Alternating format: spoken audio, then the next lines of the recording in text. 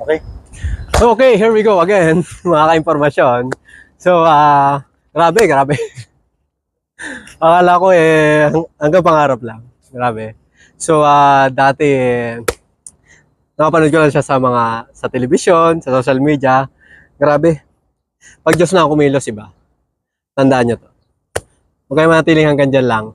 Kasi pagkakalog talaga ng ating amang nasa taas yan. Alright. So, dito tayo ngayon sa Bukawi, Bulacan. And the dream come true, grabe. For the first time. Ayan.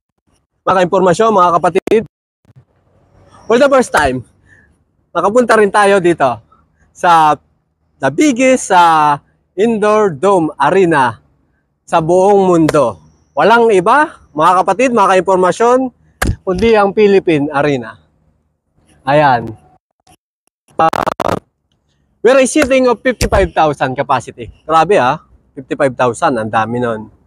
And nasa amin din ang Guinness World Book of Records na isa sa pinakamalaking dome.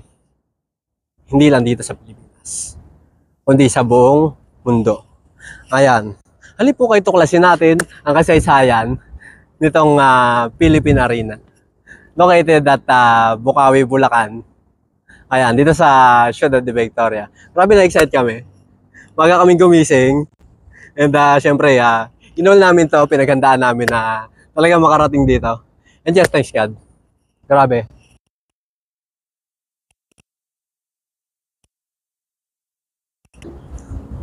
Ito na ako ngayon sa Philippine Arena. Ayan. Pinasinayaan ito noong July 27, 2014. Ayan. Kasi 100 centennial ng aming kahlalan, Iglesia ni Cristo. Ayan. So, 100 years of centennial. Ayan. Hindi ako makapaniwala mga kaimpo mga kapatid. Grabe. From the right side naman, ayan. Dito yung Philippine Arena, and ayun, makikita nyo ron yung stadium. Ayan. Sports arena. Ayan. So, dyan na ginaganap yung mga,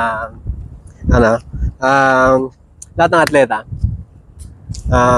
sa buong mundo. Iba't ibang bansa. Ayan. So, nandyan lahat ng mga football field. Ayan. So, hindi lang kita yung rito Nandun kasi sa part yung yung The Garden. Ayan.